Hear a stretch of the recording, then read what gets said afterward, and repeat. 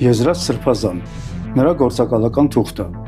Երևանի նախկին ոստիկանապետ Աշոտ Կարապետյան,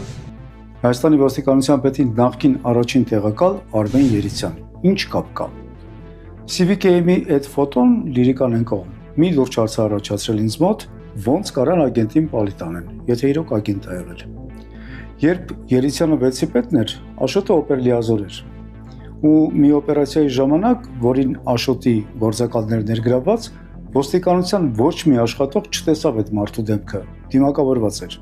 Այդ մասին ձեզ կպատմի ցանկացած հին ոստիկան, երբ հարցնեք 95-ի Կալինինոյի օպերացիայի մասին։ Չեմ շոյն վաղ տաշերել արդեն թե չէ։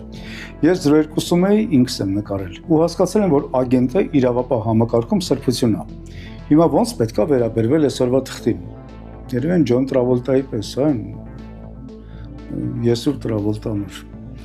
Աշոտն էլ, Արմեն Երիցյանն էլ լավ ոստիկան էին, Աստված հոգիները լուսավորի։